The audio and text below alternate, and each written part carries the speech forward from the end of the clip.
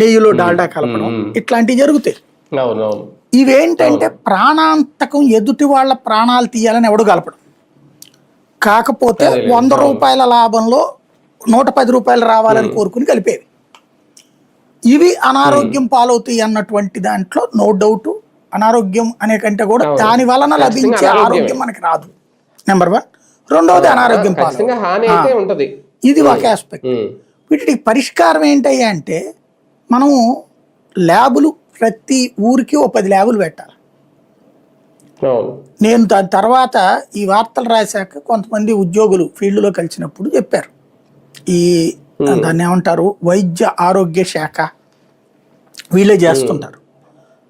వాళ్ళు చెప్పారు, సార్ మేము ఉండేది ఒక 10 మంది ఉంటాం.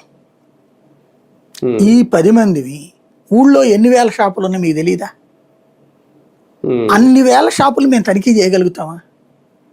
చేశాక ఇక్కడ సీజ్ చేసి ఎక్కడికో పంపించాలి, ల్యాబ్కి, హైదరాబాద్కో బాంబేకో ఎక్కడికో. వాడు చూసి ఆ రిపోర్ట్ పంపించడానికి ఇట్లాంటి మాలాంటి వాళ్ళు కొన్ని 100 మంది ఉంటారు. మన నివేదిక వచ్చేటికి 4 నెలలు 5 నెలలు అవుతుంది. ఈ లోపు ఈ సరుకు నేను సీజ్ చేయడానికి కల్తీ అని తెలియకుండా చేస్తే ఈ 5 నెలల్లో ఇది పాడవుతుంది అంటాడు వ్యాపారస్తుడు. రేపు గొడవ పెట్టుకుంటాడు, వ్యాపార సంఘాలు వస్తాయి. సీజ్ ఎప్పుడు చేయగలం? అది కల్తీ అని తెలిస్తే. తెలియనప్పుడు సీజ్ చేయడం ఎట్ట కుదురుద్ది? లేదు, ఇక 4 నెలల తర్వాత నాకు నివేదిక వచ్చింది, ఏం చేయాలి? అప్పుడు కల్తీ అని తెలిసింది, లోపు అమ్మేశాడు. ఏం చేయాలి?